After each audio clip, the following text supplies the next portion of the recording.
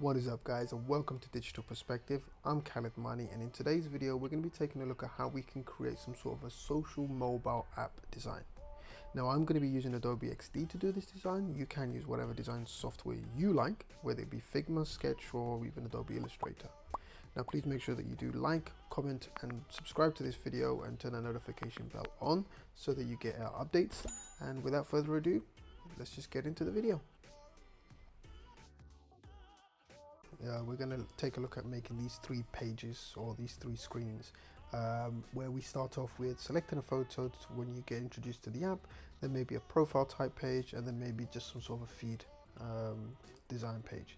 Now just to get started, what I'm going to do is I'm going to create an artboard. Now I'm going to use the iPhone max size.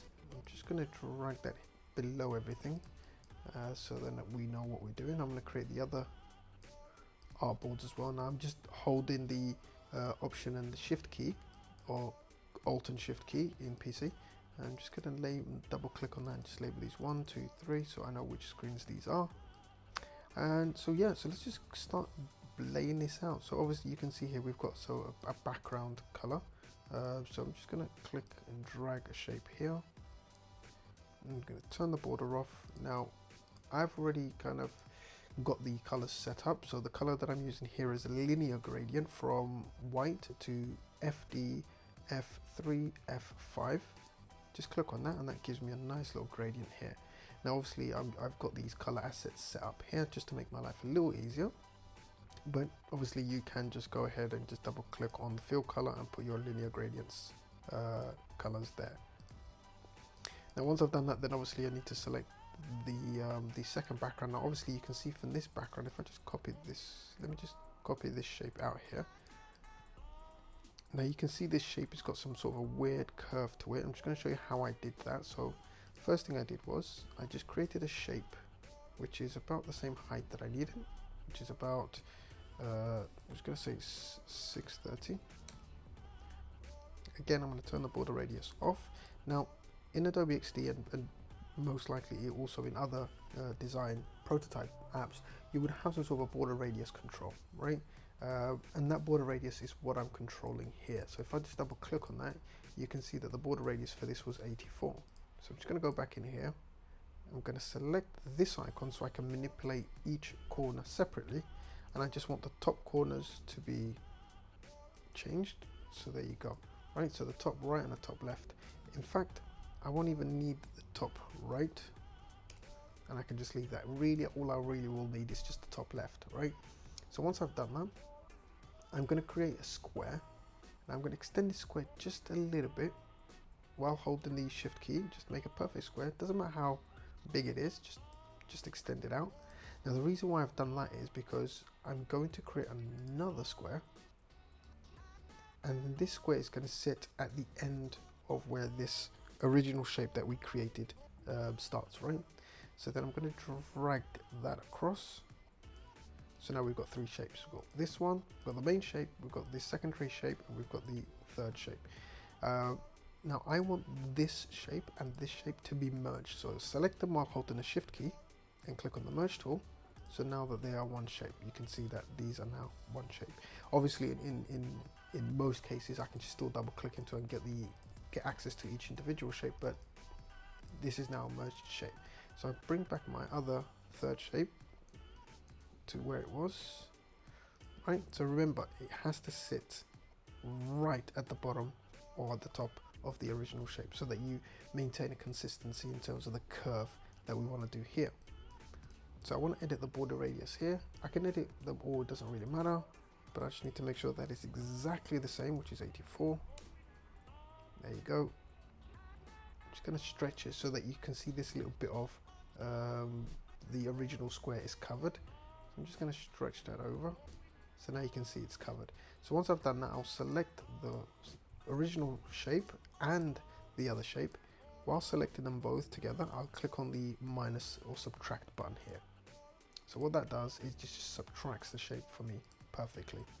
Now I've already set up my gradient.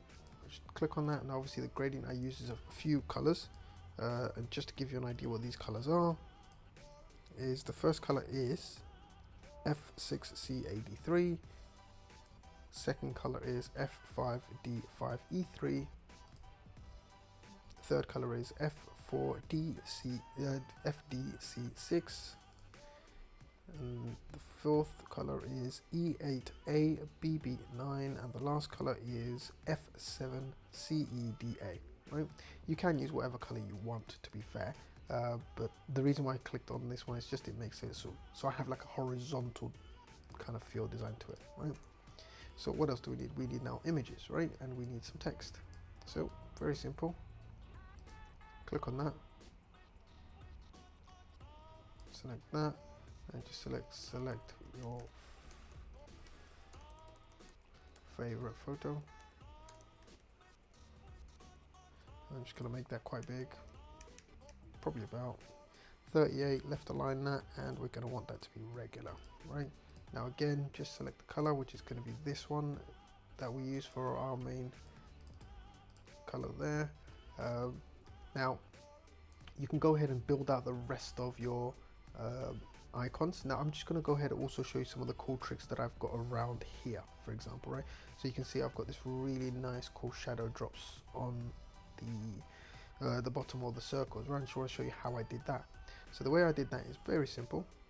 I grab a circle, I draw it out, and once I draw it out, I take off the border.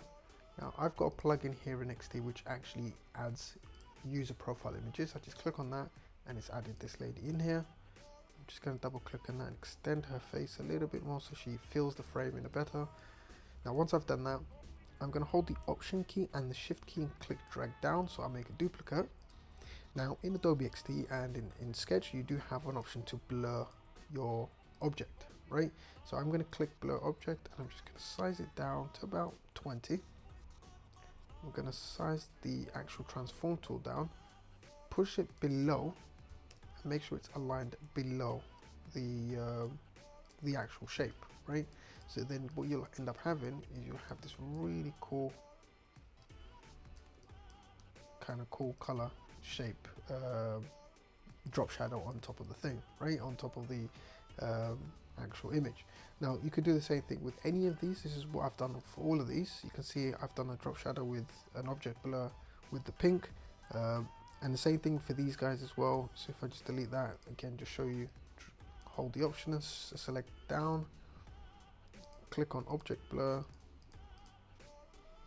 so I blur it to about 14%, drag it down, and then push it behind the original image, right? Just going to push these up a little bit more, and that's really how you do these cool type of drop shadows. Now same thing with these, and you can see obviously here I've done nothing special here with these shapes. So for example, if I select the rectangle tool and just draw out a shape, I'm going to corner in the radius so to about 32. I'm going to duplicate the shape to both sides, and then obviously you've got equal distance. Select all three shapes, and again I've got a the user profile image, so I just click on that, and then it gives me nice images. If I don't like it, I can just double click on it again, and it gives me better images, and then I can just go in there and maybe fine tune it a little bit if I wanted to. Right, and again, just remember the technique that we just discussed about. So I'm going to duplicate that, size it down a little bit. I'm going to object blur it, put it behind the image. Now obviously you can go really blurry if you want, or you just want it just enough so that the image is there, but it just takes to some of the same colors. Now sometimes what I also like to do, I'm just going to actually show you this quickly. If I remove this and duplicate this original one, sometimes what I like to do is I like to use the color dropper tool and pick the most dominant color there, and then use that as the object blur in the background rather than using the image, right? And it could work with any color you select on the actual image. Even if I select gray, even if I select the black, for example, it can work. Obviously with the black you may want to turn it down a little bit, but in this case, since the beige coat that he's wearing, or the camel color coat he's wearing, is quite nice, I might just use that instead, right? And just find the mid-tone about there, and there you go. So that's really two nice techniques you can do with these kind of objects there.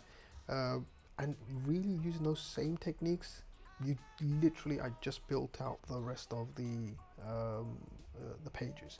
Now I will try and make these files available in the description for you guys to be able to download. If not, just hit us up on our DMs and we'll be able to send that file across to you if you want to play about with this. But yeah, there you have it. So hopefully you found this video helpful, and if you've got some time, please do check out some of our other videos here as well, which you might find useful. But until the next one, I hope you've enjoyed this. I'm Khalid Mani, and I'll see you then. Peace.